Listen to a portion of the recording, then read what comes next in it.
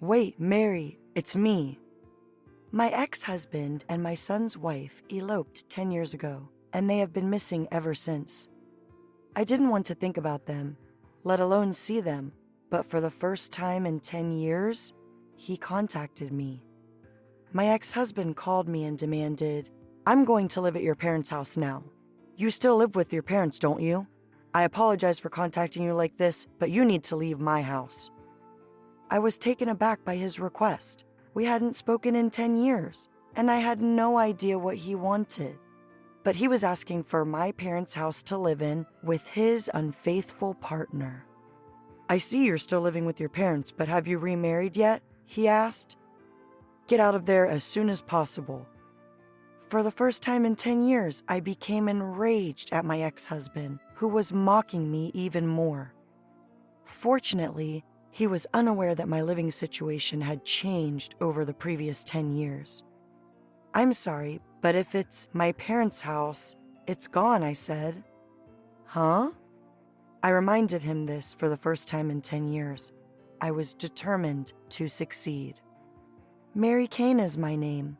I am 60 years old and work as a part-time teacher in a private school. Even though I have reached retirement age, I continue to work part-time, albeit with a lower annual salary. Perhaps it was because of my childhood memories that I admired my parents, who were well-known teachers, and I grew up aspiring to be like them. I had a husband, Stephen, but we divorced 10 years ago. And now, after 10 long years, that man, whom I thought I'd never see again after such a bad breakup, unexpectedly called.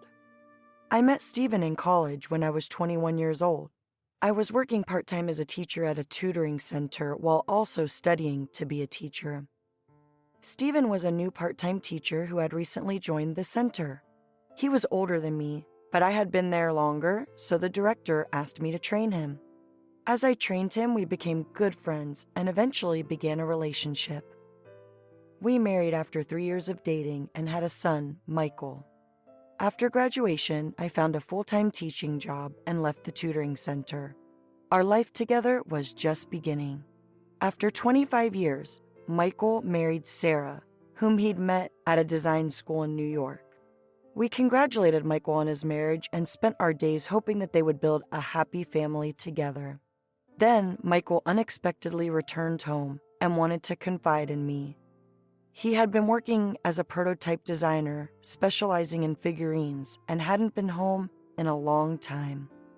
But it seemed that something was bothering him. "You know, Mom, you're married to Dad, aren't you?" he asked. "Yes." I was thrilled to see him, but began to worry. "I saw Dad walking around Brooklyn with Sarah the other day," he explained. "Okay." Apparently, he saw Sarah walking arm in arm with Stephen last Friday night, and in Brooklyn's hotel district. Michael was on his way home from work when he saw them and became suspicious. He followed them and saw them walk into the hotel. I couldn't believe it. Even though they are in-laws, Stephen and Sarah are as close as real father and daughter. However, meeting privately and alone was odd.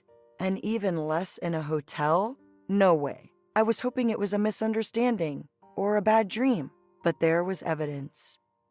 The phone screen Michael showed me had a clear image of Stephen and Sarah walking into the hotel arm in arm.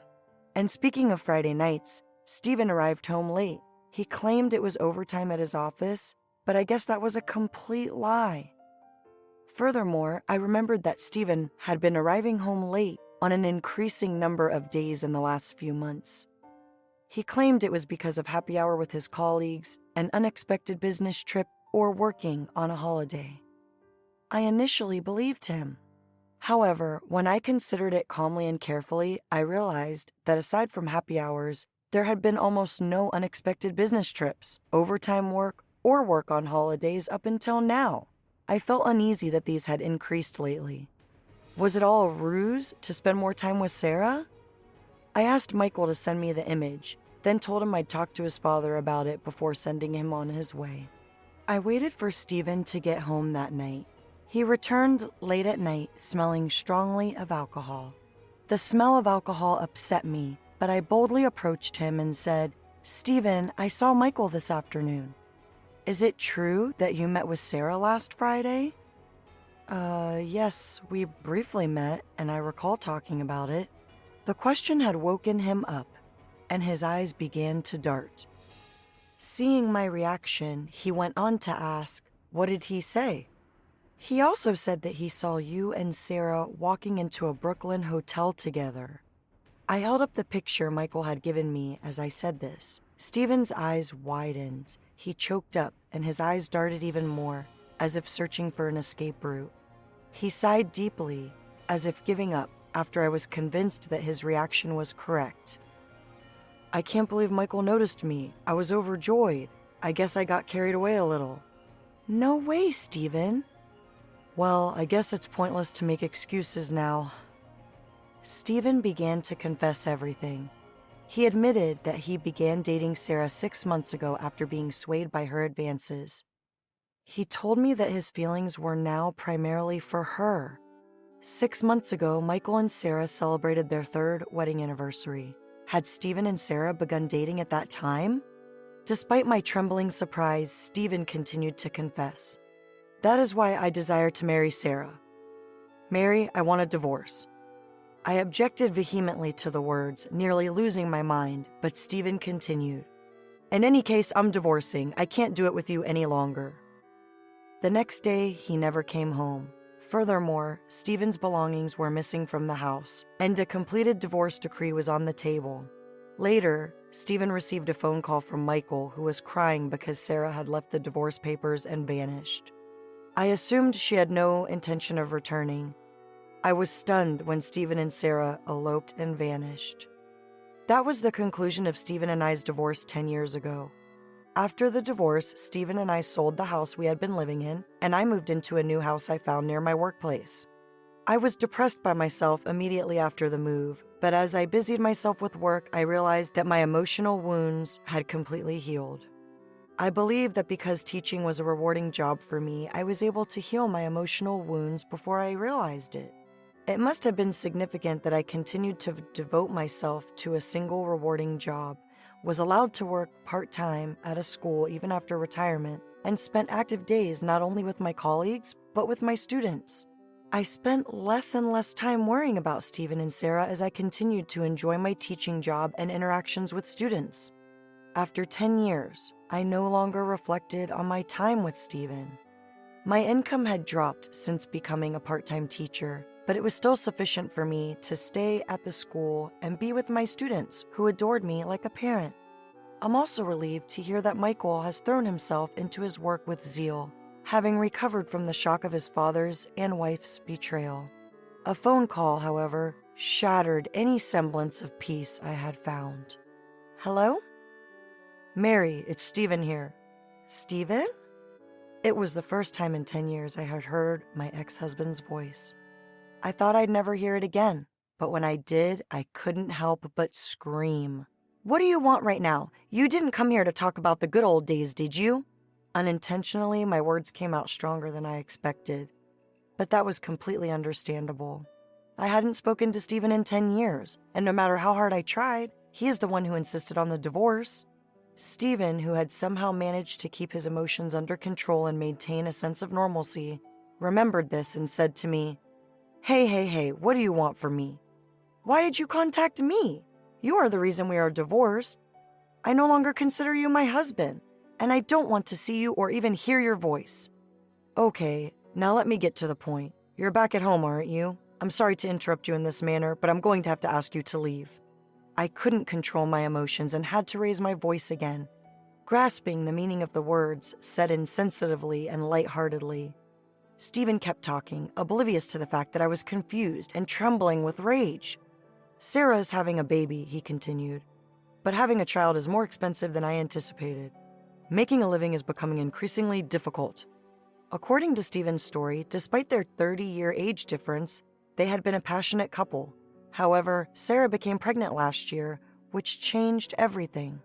Stephen and Sarah both quit their jobs prior to their elopement, and no decent company would hire them if they tried to find new work. They had to work part-time jobs to make ends meet.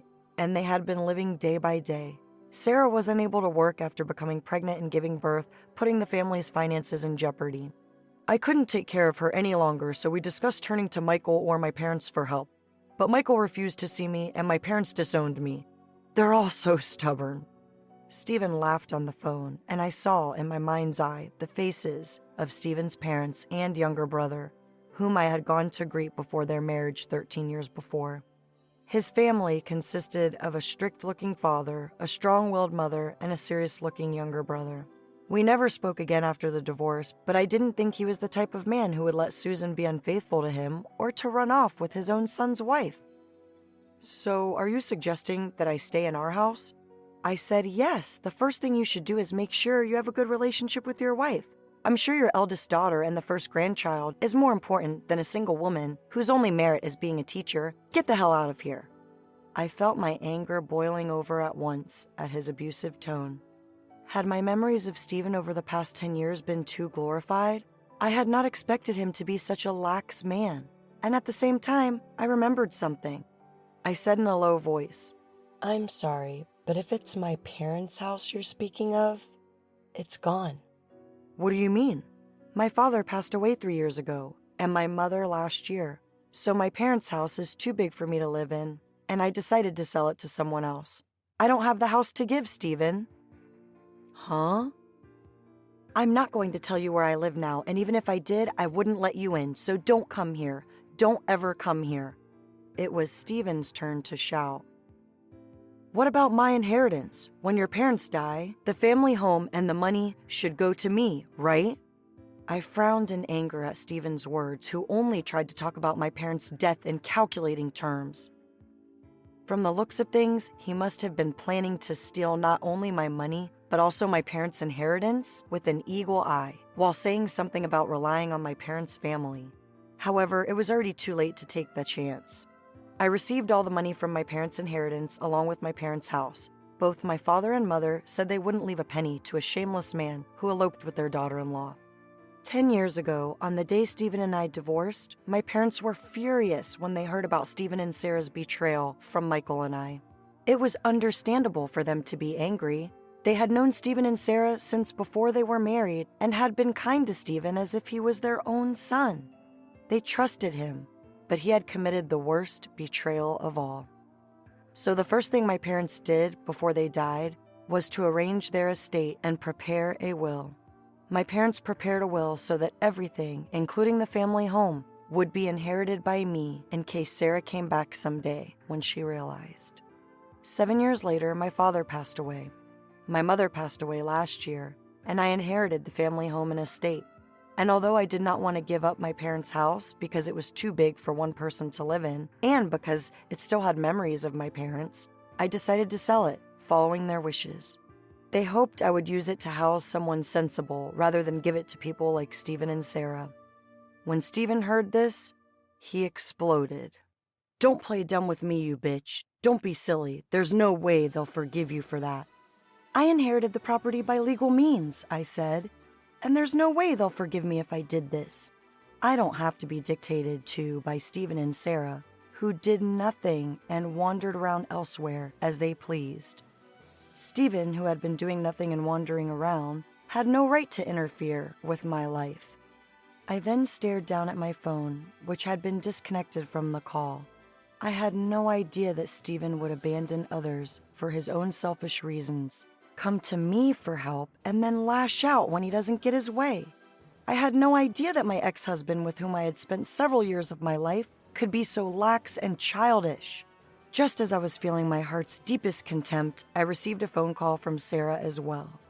I didn't hear that my parents were dead even though they were my in-laws. She accused me of being so heartless as not to tell her. Sarah yelled at me, but she never touched my heart. If Sarah was truly shocked by the death of my parents, she should have said something like, "I want to offer a gift," or "I want to visit their grave sites." But she showed no sign of saying such a thing, and in her second sentence it became apparent that she was only thinking about her inheritance, legacy, and money. That is why neither this woman nor Stephen deserved to sit in front of my parents' altar. Thinking this, I quietly rattled off a few choice words before Sarah could finish. Then later, I received a call from Michael. Mom, did my father and Sarah go over there? No, they didn't, but they called asking about my parents' house and their inheritance. Hearing my answer, Michael sighed on the other end of the phone. I see. I thought they may contact you since they came to my place the other day. Michael, are you all right? Did they do anything to you? I'm fine, Mom. Those guys just banged on my door and made a big fuss, and when I told them I was going to call the police, they simply ran away. But I have an idea. Michael shared his idea with me. Hearing this, I decided to break the karma cycle between Stephen and Sarah here, not only for myself, but also to protect my son, who was starting a new life. A few days after I carried out this idea, I received another phone call from Stephen, sounding terribly upset. Hey, Mary, did you do this too? You're not very talkative all of a sudden, are you? What are you talking about? Don't play dumb, they're coming to our house right now. They? According to Stephen, 7 women are coming to the apartment where he and Sarah are living. These women are Stephen's unfaithful partners. He had been having affairs with 7 other young women in addition to Sarah. Sarah was unaware that Stephen was cheating on her with 7 other young women, and when the women started screaming, he became angry. He was upset by the fuss the women were making about it and is now taking his anger out on Sarah. I'm so surprised that there are 7 of them. I knew it was you. How in the world did you find out my secret? I wonder how, because I have nothing. My ex-husband left me 10 years ago for another woman. What? Stephen turned the tables on me over the phone and again hurled ear-splitting expletives at me, but that didn't bother me in the least. Eventually, Sarah, who was upset while we were on the phone, packed up and started a big fight with him, ignoring me on the other end of the line. I guess this is what they mean when they say things get out of hand. So I threw these last words to my ex-husband, though he may not have heard or understood them. So long, Stephen. Don't ever show up in front of me or our son again. Then I hung up the phone. In fact, the commotion caused by the women with whom he was having an affair was the idea that Michael had been talking about. After Stephen and Sarah broke into his house and he turned them away, he immediately hired a professional detective agency to find out more about them. It turned out that Stephen was cheating on Sarah here and there, and that led him to 7 other women. Moreover, he said that 3 of those 7 were married. Michael immediately informed me of this fact and even gave me Stephen and Sarah's current address, an apartment, which the detective had also found out. So Michael and I told the 7 women where Stephen and Sarah were and sent them all there at once. I heard that the ensuing situation at Stephen and Sarah's apartment had caused such a fuss that the police had to be dispatched to the scene. Sarah, naturally, broke up with Stephen and he was simultaneously sued by 3 married husbands for alimony, the amount of which exceeded 3 figures. Stephen lost Sarah, his house, and his money. He is now living homeless in a park, and a colleague saw him participating in a soup kitchen. Sarah, on the other hand, like Stephen, was charged alimony in excess of 3 figures and was forced to borrow money to cover her expenses. But to her surprise, the source of the loan was a black market bank. Shortly after borrowing the money, she was suddenly taken away by scary-looking men in a car, and her whereabouts are unknown. After 10 years, I have made a final settlement with Stephen, and I am back to my peaceful life again. I am still single as ever, but as long as I can live a happy and lively life at school, that's enough for me. Later, Michael also met a woman with a child.